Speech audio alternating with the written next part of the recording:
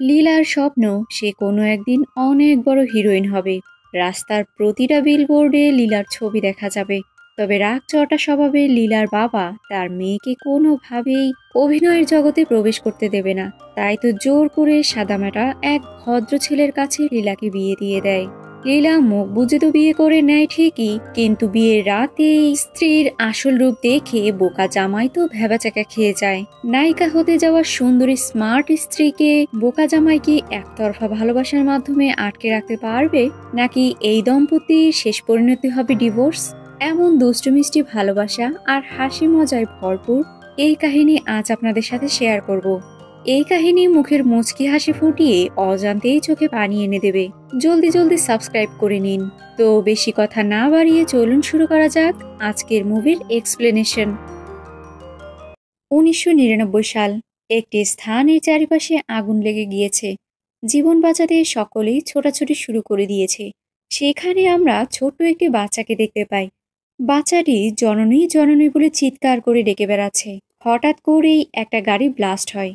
আর এই স্বপ্ন দেখে আরিফুর ঘুম ভেঙে যায়। আরিফও বর্তমানে মালয়েশিয়ায় রয়েছে। সে সেখানকার খুবই নামকরা একটি ক্যাফের মালিক। আরিফু ক্যাফেতে প্রবেশ করলেই সেখানে সকলেই তাকে ফেয়ারওয়েল এর সারপ্রাইজ জানায়। আরিফু সারাদিন নিজের ক্যাফেতে সময় দেয়। এরপর বিদায়ের গিফট গ্রহণ করে সকলের কাছ থেকে। ক্যাফে থেকে বিদায় নিয়ে আপন মনে হাঁটা শুরু করে। একসময় একটা ক্যাফের সামনে এসে দাঁড়ায়। তখন আরিফু কল্পনা করে এই লোকাল রেস্টুরেন্টেই আরিফু তার কাজের সূচনা করেছিল। সারাদিন হাড়ভাঙা পরিশ্রম করে এই রেস্টুরেন্টের কোনো এক কোনায় সে ঘুমিয়ে যেত। বর্তমানে এই লাক্সারিয়াস লাইফের জন্য তাকে অতীতে অনেক কষ্ট করতে হয়েছে। যাই হোক, সবকিছু গোছগাছ করে শেষবারের মতো প্রতিবেশীদের সঙ্গে আলাপ করে বেরিয়ে পড়ে। এমন সময় আরিফুর মামা তাকে ফোন করে আর বলে, ভাগ্নে, কারো ছবি পছন্দ হয়েছে? তাহলে জানাও আমাকে। তুমি ইন্ডিয়ায় আসলেই সোজা ওই মেয়ের বাসায় গিয়ে বিয়ের কাজ সম্পাদন করে ফেলবো।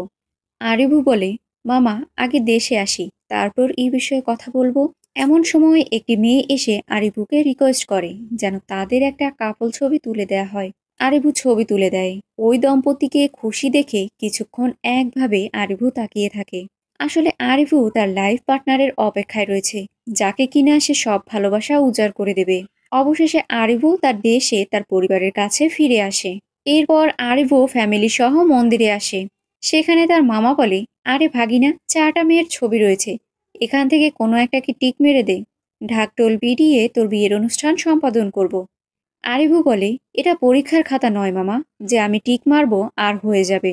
এটা পুরো লাইফের বিষয়। মামু বলে, তোর বয়স এখন ৩৫ চলে। যেখানে বিয়ের কথা বলতেই যায় সকলেই জিজ্ঞেস করে, ছেলের কি এটা প্রথম বিয়ে নাকি দ্বিতীয় বিয়ে? আরিফুর বাবা বলে, এত মেয়েদের রিজেক্ট করছিস, এখন কি উপর থেকে স্বর্গের অপ্সরা নিয়ে আসবি তুই? মা বলে, আসলে তোর মনে কি চলছে আমাদের বলবি তো? মামা বলে, দেখ, তোকে নিয়ে সকলেই কত টেনশনে রয়েছে, বলে দে ভাগিনা, তোর হৃদয়ের কথা বলে দে। আরিফু বলে, এখন পর্যন্ত হৃদয়ে ঝটকা লাগেনি। এই কথা শুনে মামু হার্ট অ্যাটাক করে। আর কত ভোল্টেজের শখা লাগবে রে তোর? এত মেয়ে দেখলি একটাও তোর পছন্দ হলো না? তাহলে এই ৪৪০ ভোল্টওয়ালা মেয়ে কবে আসবে? আরিফু বলে, যখনই আসে আসুক, তবে এসে ভালোবাসা জাগিয়ে তুলবে। তার মা বলে, আরে প্রেম করতে তোকে আটকেছে কে? আগে বিয়ে কর, তারপর না হয় প্রেম করিস। আরিফু বলে, এভাবে আপনাদের দেখা মেয়েকে ভালোবাসা যায় না, ভালোবাসা হুট করেই হয়ে যায়। যেমনটা ক্লাস 10-এ পড়াকালীন ক্লাসমেট পূর্ণিকে দেখে বাবা তোমার কেমন ফিল হতো? এটা শুনে মা তো রেগে যায়। আরিফু বলে, আর মা, তুমি কম্পিউটারের ক্লাস করার জন্য সব সময় শেষ বাসই কেন ধরতে? নিশ্চয়ই বাসের ড্রাইভার শিবার কথা এখনো ভুলে যাওনি। এসব কথা শুনে মামা বলে ওঠে, ভাগিনা, এখন থাম, সব ব্যাপারে কথা বলার দরকার নেই, কমসে কম আমাকে তো মাফ কর। আরিফু বলে, আপনাদের সকলের যৌবনে ভালোবাসা মিলে গিয়েছে, কিন্তু আমার পরিবারের দেনা পাওনার সুদ মেটাতে গিয়ে সক্ষমতা অর্জন করতে করতে একটু বয়সটা বেশি হয়ে গিয়েছে। তাই আমি চাই হারানো যে মুহূর্ত, সেটা কোনোভাবে ফিরে পাওয়া যায় কিনা। যে মেয়ের সাথে বর্তমান আর ভবিষ্যৎ লেখা রয়েছে আমার, খুব দ্রুতই আমি তাকে পেয়ে যাব। এদিকে বড় চিত্রনায়িকা লীলাকে দেখানো হয়।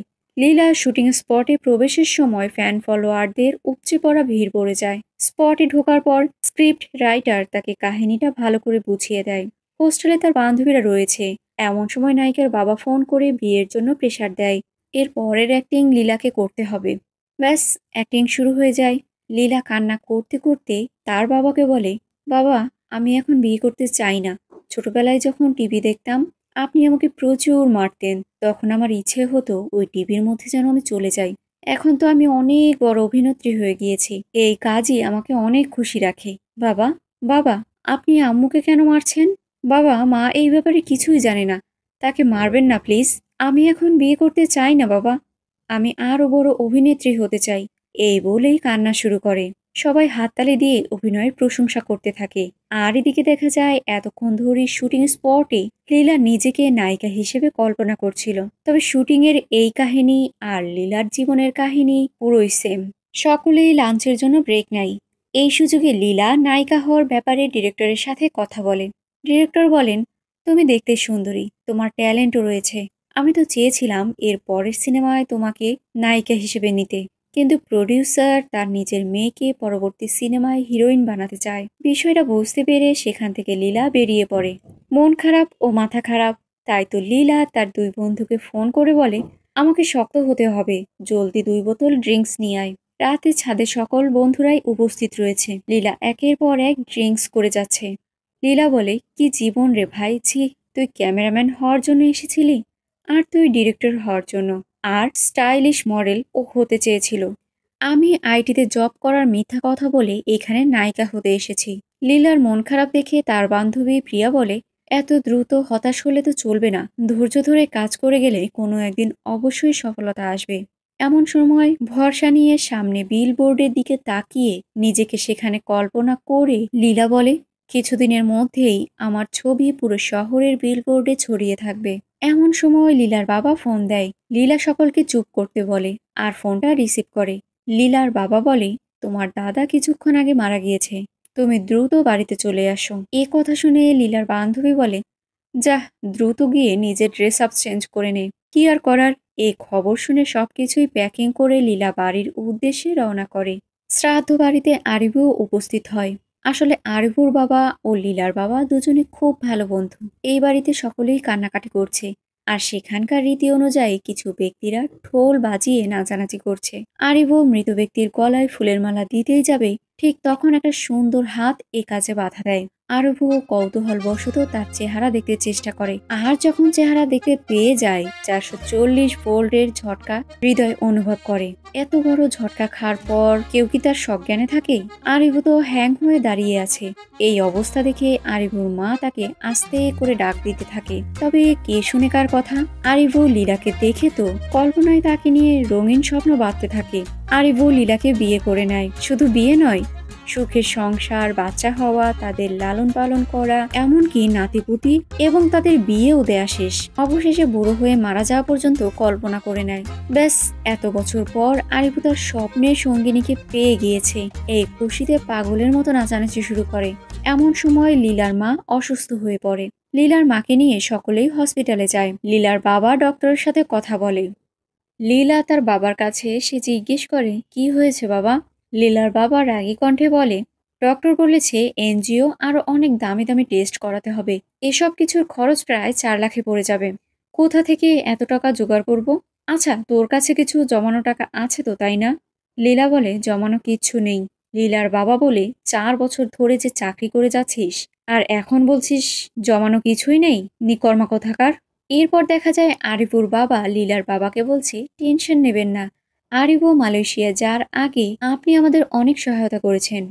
টাকা পয়সা তো আসবে যাবে, কিন্তু সম্পর্ক চিরস্থায়ী রয়ে যাবে। দেখা যায় আরিফু সম্পূর্ণ টাকার ব্যবস্থা করে দিয়েছে। আরিফুর মা তার স্বামীকে ডেকে বলে, যখন থেকে আরিফু এই মেয়েকে দেখেছে তখন থেকেই যেন একটু অন্যমনস্ক হয়ে গিয়েছে। আমার মনে হয় আমাদের ছেলে এই মেয়েকে পছন্দ করেছে।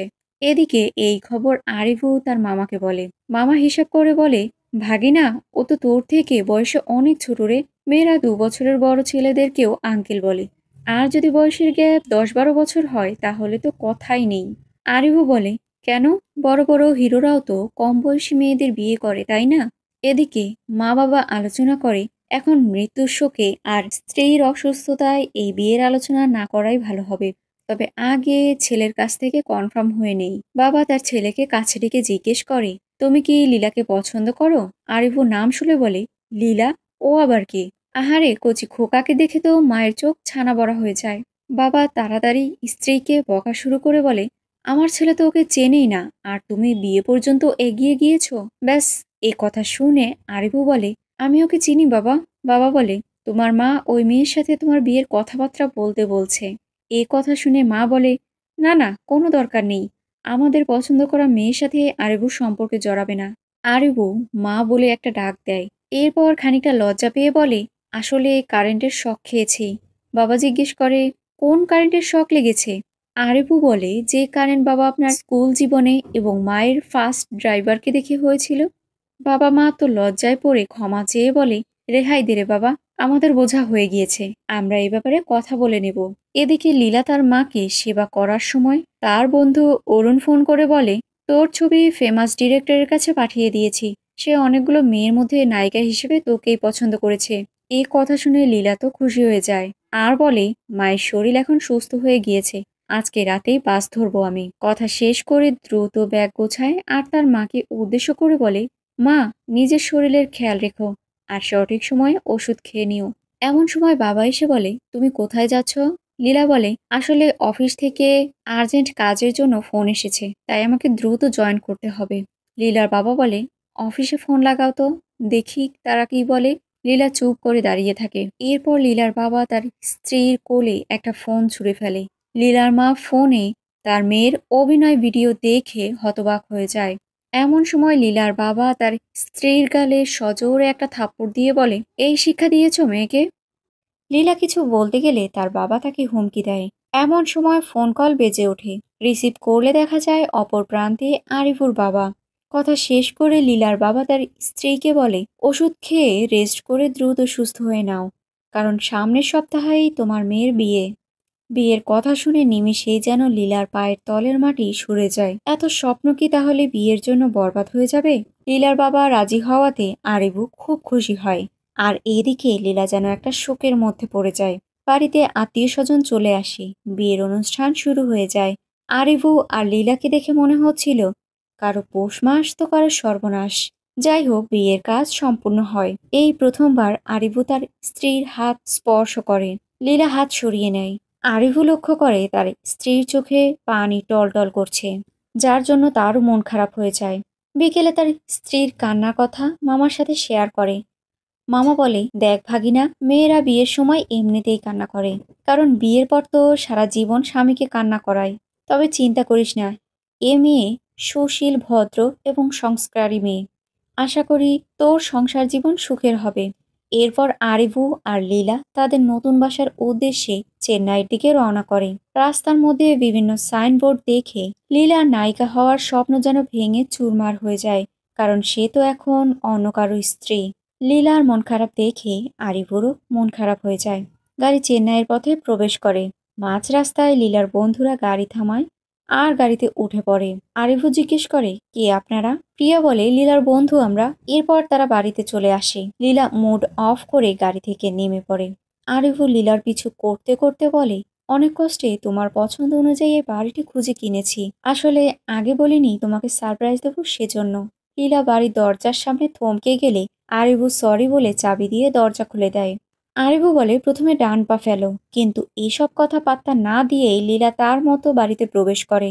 এরপর নিজের পছন্দ মতো একটা রুমে ঢুকে যায়। এদিকে একে একে ব্যাগ নিয়ে লীলার বন্ধুরা প্রবেশ করতে থাকে। এসব দেখে আরিফু কিছুটা অবাক হয়ে যায়। বন্ধুরা এমনভাবে এন্ট্রি নেয় যেন বাড়িওয়ালার বাড়ি না, এটা ফাজিলালার বাড়ি। লীলা রুমে প্রবেশ করে দেখে বেডের উপর লাল গোলাপের পাপড়ি দিয়ে হার্ট শেপ দেওয়া। ব্যাস, বিছানার বালিশ ছুঁড়ে বাইরে ফেলে দেয় আর আরিফুর মুখের ওপর দরজা লাগিয়ে দেয়। চোখের সামনে এসব দেখে আরিফুর মন ভেঙে যায়। এমন সময়ে ড্রাইভার চাবি দিতে আসলে আরিফু বলে, এসব কথা বাড়ির কাউকে দয়া করে জানিও না। এরপর আরিফু পড়ে থাকা বালিশ আর ট্রলি নিয়ে একটা রুমে গিয়ে চুপচাপ করে বসে। রাত হলেই বাইরে জমকালো লাইটিং আর ডিজে গানের আওয়াজ শোনা যায়। আরিফু বেরিয়ে দেখে এখানে তো পার্টি চলছে, আর তার সুন্দরী শাড়ি পরা সুশীল স্ত্রী তো খোলস পাল্টে চিকনি চামেলি হয়ে বের হয়ে এসেছে। ওমা, সে তো ড্রিঙ্কসও করছে। এসব হজম করতে না পেরে আবারও আরিফু রুমে এসে তার মামাকে ফোন দিয়ে বলে, মামা, লীলা তো এখানে এসে তার আসল রূপ আমাকে দেখিয়ে ফেলেছে। মামা বলে, ওকে ভূতে ধরলো না তো? আরিফও বলে, জানি না মামা। তখন আমরা লীলা আর তার ফ্রেন্ডদের প্ল্যানিং দেখতে পাই। বিয়ে ঠিক হয়ে যাওয়ার পর লীলা তার ফ্রেন্ডদের কাছে আরিফুর ছবি পাঠিয়ে বলে, প্রাণ দিয়ে দেব, তবু এই বোকাশোকা ছেলেকে আমি কখনোই বিয়ে করব না। তবে প্রাণও দেব না, আমি বাড়ি থেকে পালিয়ে যাব। যেভাবেই হোক আমাকে হিরোইন হতে হবে। লীলার বন্ধু বলে, আচ্ছা, এই চিন্তা যখন করে নিয়েছিস তাহলে এই বিয়েতে তুই হ্যাঁ বলে দে। এই কথা শুনে লীলা রেগে ওঠে। তার বন্ধু বলে, একবার ঠান্ডা মাথায় কথাটা বোঝ। দেখ, তোর বাবা তোকে হিরোইন হতে দেবে না, আর চেন্নাইতেও তুই কখনো আসতে পারবি না। তোর হবু হাজবেন্ডের ছবি আমি দেখেছি, মনে হয় যেন একটা বোকা শোকা ছেলে। তোর বাবাকে তো বোকা বানানো অতটা সহজ নয়, কিন্তু একে মনে হচ্ছে বোকা বানানো যাবে। আশীর্বাদের দিন ছেলের সাথে তুই পার্সোনাল ভাবে কথা বলবি। সেই সময় তুই জানাবি তোর পড়াশোনা আর ক্যারিয়ার গড়ার জন্য তোকে চেন্নাই সেটেল হতে হবে। যদি ছেলেটা হ্যাঁ বলে তার মানে ওই ছেলেটা তোর জন্য সবকিছুই করবে। দেখা যায় লীলার এই কথায় আরিভু রাজি হয়ে যায়। লীলার বন্ধু বলে, হিরোইন হওয়ার আগ পর্যন্ত তোর বাবার হাত থেকে বাঁচার জন্য এই রাস্তা ছাড়া তোর কাছে আর অন্য কোনো উপায় নেই। একবার চিন্তা করে দেখ, এই ছেলেকে বিয়ে না করলেও তোর বাবা কোনো না কোনো ছেলের সাথে তোকে জোর করে বিয়ে দিয়ে দেবে। যদি সেই ছেলে তোর বাবার মতো অমন রাগচটা স্বভাবের হয়, এই বিয়েটা করে নে। তুই চেন্নাই আয়, আমরা আছি না। ওই ছেলেকে তোর আশেপাশেও ঘেঁষতে দেব না। বর্তমানে লীলা তো পার্টিতে এনজয় করে যাচ্ছে। এক সময় নিজের গলার মঙ্গলসূত্র খুলে ফেলে। ড্রিঙ্কস করতে করতে সেখানেই ঘুমিয়ে পড়ে। ভোরের সূর্যের আলো চোখে পড়ে আর ধর্মীয় গীত শুনে লীলার ঘুম ভেঙে যায়। উঠে দাঁড়ালে দেখতে পায় আরিবু শান্তভাবে ঘটির পানি সারা বাড়িতে ছিটিয়ে দিচ্ছে। এরপর লীলার বন্ধুদের কাছে এসেও পানি ছিটায়। তারা উঠে পড়ে। আরিভু তাদের গুড মর্নিং বলে। যার সময় ভয়ে ভয়ে আরিভু লীলার শরীরেও একটু পানি ছিটিয়ে চলে যায়। লীলার বন্ধু আরন মুখ থেকে একটু পানি টেস্ট করে বলে, আহ, গোলাপ জল কত পবিত্র, তাই না? আরিভু এরপর তাদের কাছে এসে বলে, পেট জ্বলছে, এই ঘটিটা ধরো, আমি আসছি। অরুণ বলে, এটা কি? আরিভু বলে, গরুর ইউরিন, সেই টেস্ট। সকলে তো ছি ছি করতে থাকে। গৌতম বলে, এ কেমন মানুষ রে ভাই, কাল রাতে এত কাণ্ড করার পরেও কোনো ঝামেলা না বাঁধিয়ে ও কিভাবে এত শান্ত রয়েছে? তখনই আরবু সবার জন্য শরবত নিয়ে আসে। সকলেই এক এক গ্লাস নিলেও লীলা রাগ করে সেখান থেকে চলে যায়। আরবু বলে, আপনারা গোসল করে ফ্রেশ হয়ে নিন, আমি খাবার দিচ্ছি। অরুণ বলে, লীলা কি কপাল করে এত ভালো জামাই পেয়েছে, তাই না? এরপরে খাবার টেবিলে সবাই একত্রিত হয়। আরবু সকলকে খাবার সার্ভ করে দেয়।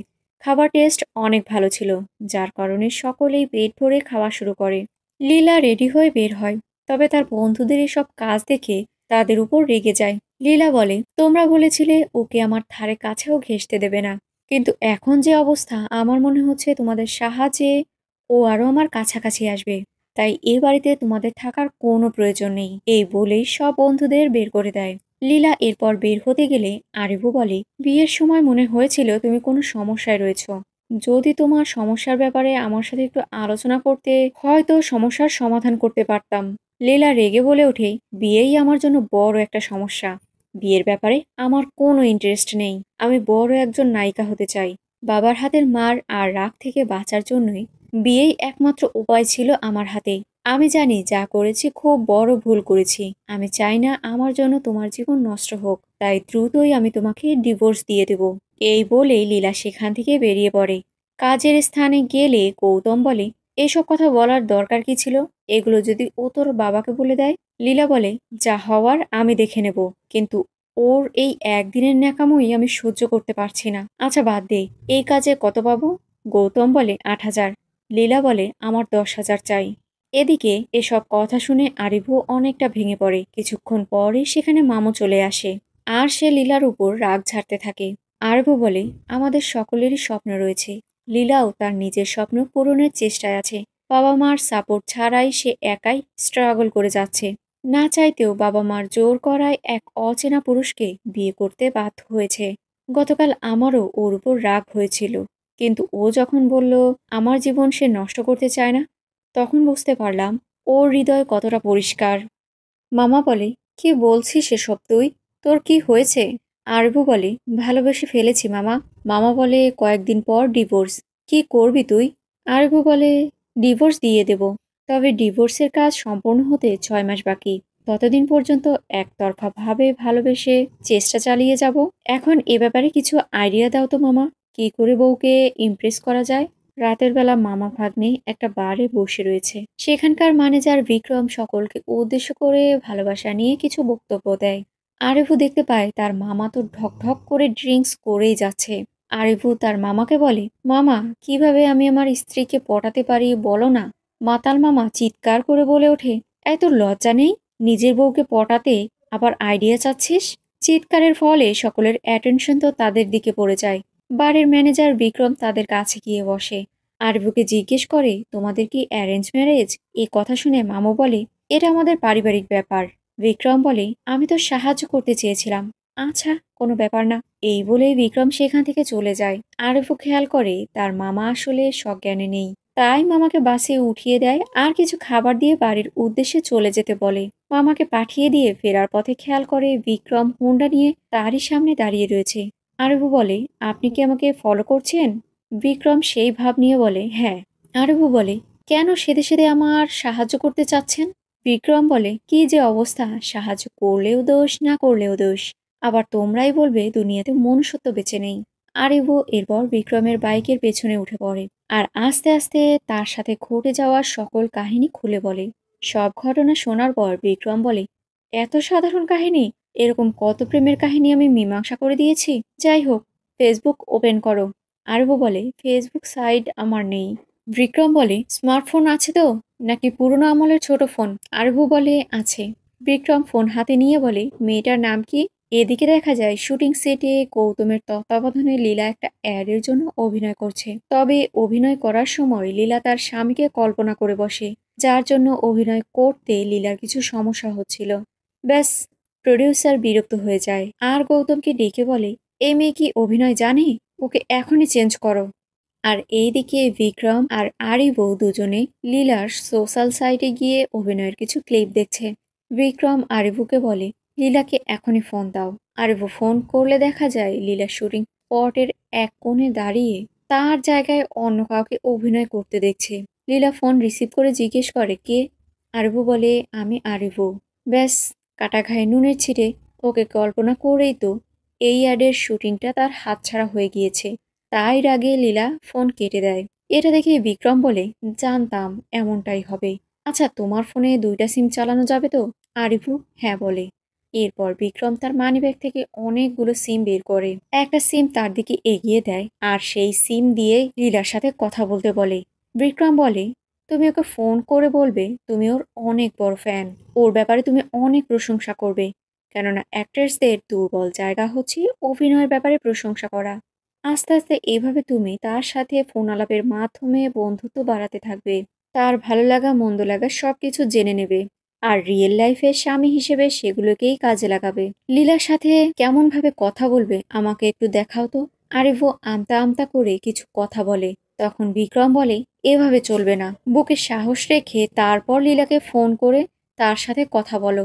সেই একটা ভাব নিয়ে আরিভু লীলাকে ফোন করে, কিন্তু লীলা কল রিসিভ করতেই ভয়ে আরিভু কল কেটে দেয়। আরিভু বলে, আমার ভয় হচ্ছে, ও যদি আমার ভয়েস চিনে ফেলে। কি আর করার। বিক্রম বোকাশোকা ছেলের কাজে বিরক্ত হয়ে আরিভুর ফোনে একটা অ্যাপ ডাউনলোড করে দেয়। বিক্রম বলে, এই অ্যাপের মাধ্যমে কথা বললে তোমার আসল ভয়েস লীলা বুঝতে পারবে না। আরিভু এরপর লীলাকে কল করে। লীলা রিসিভ করে জিজ্ঞেস করে, কে? আরিভু আবারও ঘাবড়ে যায়। কোনো নাম মনে না আসলে শেষমেশ সামনে থাকা বিক্রমের শার্টে নেমপ্লেট দেখে বলে ওঠে, আমার নাম বিক্রম। অনেকদিন ধরেই আমি তোমার ভিডিওগুলো দেখছি। বলতে পারো আমি তোমার খুব বড় একজন ফ্যান। তোমার অ্যাক্টিং এর প্রতিটা কথা যেন হৃদয় স্পর্শ করে।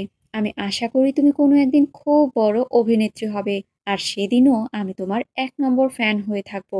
আমি তোমাকে খুব পছন্দ করি। আজকে যদি এই কথা না বলতাম তাহলে হয়তো খুব দেরি হয়ে যেত। তাই বলে দিলাম। এই কথা শুনে লীলার চোখ থেকে পানি পড়ছে। এরপর লীলা ফোন কেটে দেয়। রাতের বেলা আরিবু বাড়ি ফিরলে লীলা রাগ দেখিয়ে রুমে চলে যায়। খাবার টেবিলে আরিবু পানি খেতে যায়। এমন সময় ফোন ভাইব্রেট হলে ফোনটা হাতে নিয়ে দেখতে পায় এ তো লীলা তাকে ফোন করছে।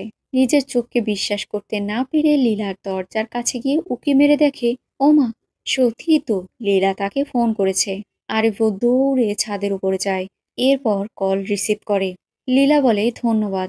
তোমার কথার মাধ্যমে আমার মন অনেকটা হালকা হয়ে গিয়েছে। যদি তোমার মতো মোটিভেট করার একজন লোক আমার পাশে থাকতো। আরিবু বলে, আছি তো, তোমার ফ্যান হয়ে সারা জীবন তোমার পাশে থাকবো। আরিবুর মিষ্টি মিষ্টি কথা শুনে লীলা মুচকি হেসে তাকে ধন্যবাদ জানায়। আরিবু বলে, কোনো ব্যাপার না, তুমি এভাবেই সারা জীবন হেসে যেও। লীলা বলে, তুমি কিভাবে বুঝলে আমি হেসেছি? আরিবু আমতা আমতা করে বলে, তোমার কণ্ঠ শুনে, তোমার চেহারার প্রতিছবি, সবকিছুই আমি অনুভব করতে পারি। ব্যাস, কথায় কথায় তাদের মধ্যে বন্ধুত্ব শুরু হয়ে যায়। আরিফুর মনে তো লাড্ডু ফুটতে শুরু করে। এভাবেই তাদের দিন চলতে থাকে। একদিন আরিফু বারে বসে কথা বলার সময় টেবিলে আগুন দেখে সে ঘাবড়ে যায়। এই আওয়াজ শুনতে পেয়ে লীলা জিজ্ঞেস করে, কি হয়েছে বিক্রম? আরিফু বলে, আসলে আগুন দেখলে আমি খুব ভয় পাই। রাতের বেলা আরিফুর বাড়িতে লীলার বন্ধুরা কেক লাইটিং নিয়ে এসেছে। আরিফু জিজ্ঞেস করে, এসব কি? বন্ধুরা বলে, লীলার আজকে জন্মদিন, আপনার জানা নেই? এই জন্যই ব্যবস্থাপনা করেছি। তবে বন্ধুদের লাইটিং কেকের ব্যবস্থাপনার অবস্থা তো খুবই খারাপ। আরিভু এরপর একটা সুইচ অন করতেই পুরো বাড়িতে আলোকসজ্জা জ্বলে ওঠে। লীলা বাড়িতে প্রবেশ করতেই তাকে সারপ্রাইজ করা হয়। আরিভু এক গুচ্ছ গোলাপ নিয়ে তাকে বার্থডে উইশ করে। তবে এইসব কিছু লীলা তেমন একটা পাত্তা দেয় না। পাত্তা না পেলে কি হবে? আরিভু তার একতরফা ভালোবাসা দিয়েই যায় লীলাকে। একদিন কথার মাধ্যমে আরিভু জানতে পারে লীলা বিরিয়ানি খেতে খুব পছন্দ করে। তাই সে নিজের হাতে যত্ন করে বিরিয়ানি রান্না করে আর লীলাকে বিরিয়ানি টেস্ট করে দেখতে বলে। কিন্তু লীলা বলে বিরিয়ানি সে একদমই পছন্দ করে না। কিছুক্ষণ পরেই দেখা যায় লীলা বাইরে থেকে বিরিয়ানি অর্ডার করেছে। আমাদের বোকাশোকা জামাই চালাকি করে বিরিয়ানিটা ঢেলে রেখে তার বানানো বিরিয়ানি প্যাকেজিং করে আবারও দরজার কাছে রেখে কলিং বেল বাজায়। কলিং বেলের আওয়াজ পেলে লীলা পার্সেল নিয়ে যায়। খাবার টেবিলে বসে লীলা বুঝতে পারে আজকের বিরিয়ানির স্বাদটা আগের থেকে অনেকটা সুস্বাদু এবং অন্যরকম একটা টেস্ট। আরিবু লীলার ছোটখাটো চাহিদাগুলোর দিকে নজর রাখত। সে অনুযায়ী জিনিসগুলো বাড়িতে হাজির করে ফেলত। একদিন রাতে তারা দুজনে কথা বলার সময় লীলা বলে, আসলে যে স্বপ্ন পূরণ হওয়ার নয় তা আমাদের কখনোই দেখা উচিত নয়। আরবও বলে, দিনের বেলায় আকাশে কিন্তু তারা দেখায় না, রাতের বেলা তা জল জল করে। তুমিও একদিন রাতের তারার মতো উজ্জ্বল হয়ে দাঁড়াবে। সকলেই তোমাকে স্টার হিসেবে দেখতে পাবে। বিক্রমের মুখে এসব কথা শুনে লীলার মনে ভরসা আর মুখে হাসি ফুটে ওঠে। পরদিন সকালে দেখা যায় সকল বন্ধুরা একটি স্থানে বসে আছে। গৌতম এসে বলে, আমার কাহিনী ডিরেক্টরের পছন্দ হয়েছে আর লীলাকেও ডিরেক্টর পছন্দ করেছে। তাই সে লীলাকে এই প্রজেক্টে নায়িকা বানাতে চায়। ব্যাস, এ কথা শুনে বন্ধুরা সকলেই আনন্দিত হয়ে যায়। এরপর লীলা রেডি হয়ে বাইরে বেরিয়ে বিক্রমকে কল করে আর তাকে ধন্যবাদ জানায় লীলার মনে এতটা ভরসা জাগানোর জন্য। বাইরে ঝুম বৃষ্টি। লীলা বারান্দা দিয়ে হাঁটার সময় পানির উপর পা দিতেই যাবে, তখন আরবু বলে, সাবধান, সামনে পানি রয়েছে, পিছলে যেতে পারো। লীলা থমকে যায়। খেয়াল করলে দেখা যায় আশেপাশে কেউই নেই। আরবু আগেই লুকিয়ে পড়েছে। লীলা বলে, আপনি কি করে বুঝলেন সামনে পানি রয়েছে? আরবু বলে, আমার আঙিনাতেও প্রচুর পানি, তাই তো ভাবলাম হয়তো তোমার ওখানেও পানি রয়েছে। বিষয়টা পাত্তা না দিয়ে লীলা বলে, আচ্ছা, আমার দেরি হয়ে যাচ্ছে। এই বলেই ফোন রেখে দেয়। লীলা গৌতমকে ফোন করে আর বলে, কোথায় আছিস? এতক্ষণ ধরে রেডি হয়ে দাঁড়িয়ে রয়েছি আমি। আরিফুর সামনে গিয়ে গাড়ির চাবি দেখায় আর লীলাকে কাজের স্থানে ছেড়ে দিয়ে আসার কথা বলে। এদিকে ফোনে গৌতম বলে, এখানে অনেক বৃষ্টি, গাড়ি পাওয়া যাচ্ছে না। তুই এক কাজ কর, তুই চলে আয় আর আমি অন্য পথে আসবো। কোনো উপায় না পেয়ে লীলা আরিফুর সাথে বেরিয়ে পড়ে। এরপর প্রডিউসারের অফিসের সামনে এসে লীলা গাড়ি থেকে নেমে ভেতরে প্রবেশ করে। আরিফু বিক্রমকে ফোন দিয়ে সবকিছু জানায়। কথা বলতে বলতে আরিফু খেয়াল করে লীলা বেরিয়ে এসেছে। তবে কেমন যেন মনমরা একটা ভাব। আরিফু গাড়ি চালাচ্ছে আর কিছুক্ষণ পর পর স্ত্রীকে দেখছে। স্ত্রীর চেহারা দেখে বুঝতে আর বাকি থাকে না ভেতরে কি ঘটনা ঘটেছে। বাড়ি ফেরার পর লীলা তার রুমে চলে যায়। আরিফু দ্রুত লীলাকে ফোন করে আর বলে, কি ম্যাডাম, প্রডিউসারের সাথে কথা হয়েছে? লীলা বলা শুরু করে, কত স্বপ্ন নিয়ে সেখানে গিয়েছিলাম। ফেরেস্তার মতো দেখতে প্রডিউসার আমার সাথে এত খারাপ ব্যবহার করেছে যে আমি ভাষায় প্রকাশ করতে পারবো না। এই জন্যেই সমাজ অভিনয় জগৎকে এত খারাপ চোখে দেখে। এ কথা শুনে আরিফু কনফার্ম হয়ে প্রডিউসারের অফিসে চলে যায়। কলার ধরে টেনে হিঁচড়ে প্রডিউসারকে সকলের সামনে নিয়ে আসে। একের পর এক চর মারতে থাকে। সিকিউরিটি গার্ড তাকে আটকানোর চেষ্টা করলে কেউই আরিফুর সাথে পেরে ওঠে না। প্রডিউসারকে এমনভাবে মারতে দেখে এক কর্মচারী মেয়ে তার জুতা খুলে দেয়, আর সেই জুতা দিয়ে সকলের সামনেই রাম ধুলাই করে প্রডিউসারকে। এখন এসব কথা শুনে বিক্রম তো রেগে যায়। বিক্রম বলে, আমি বুঝতে পেরেছি তোমার রাগের বিষয়টা, কিন্তু তার মানে এই না যে তুমি এত বড় নামি দামি প্রডিউসারকে এভাবে সকলের সামনে ধুলাই করবে। এর ফলে ওই প্রডিউসার তোমার স্ত্রীকে কোনো মুভিতে চান্স পেতে দেবে না। তুমি ওর লাইফটাই শেষ করে দিয়েছো। এরপর দেখা যায় সকল বন্ধুরা বাড়িতে চুপচাপ করে বসে রয়েছে। আরিফও জিজ্ঞেস করে, কি হয়েছে, তোমরা সবাই এত গম্ভীর হয়ে বসে আছো যে? লীলার বন্ধু বলে, প্রডিউসারই মিলছে না, আর মিলে গেলেও কোনো না কোনোভাবে বিষয়টি বাদ হয়ে যাচ্ছে। এখন তো মনে হচ্ছে কিছুই সম্ভব না। আরিফও জিজ্ঞেস করে, কত টাকা হলে তোমরা একটা ছবি বানাতে পারবে? গৌতম বলে, আমাদের বাজেট অনেক কম, 2 কোটি হলেই সব কাজ হয়ে যাবে। আরিফও বলে, ঠিক আছে, তাহলে এই টাকাটা আমি প্রডিউস করব। কি মনে হয়, শত চেষ্টার পরেও কি আরিভু তার স্ত্রীর মন ফিরে পাবে, নাকি লীলা রং নাম্বারে কথা বলা বিক্রমকেই ভালোবেসে ফেলবে? ভিডিও বড় হয়ে যাওয়ার জন্য 2টি ভাগে বিভক্ত করতে হচ্ছে। দ্বিতীয় পার্টে আরও টুইস্ট রয়েছে। পরের পার্ট দেখতে চাইলে কমেন্ট করে অবশ্যই জানাবেন। আর ভিডিওটি ভালো লাগলে লাইক, কমেন্ট, শেয়ার এবং সাবস্ক্রাইব করবেন। ধন্যবাদ।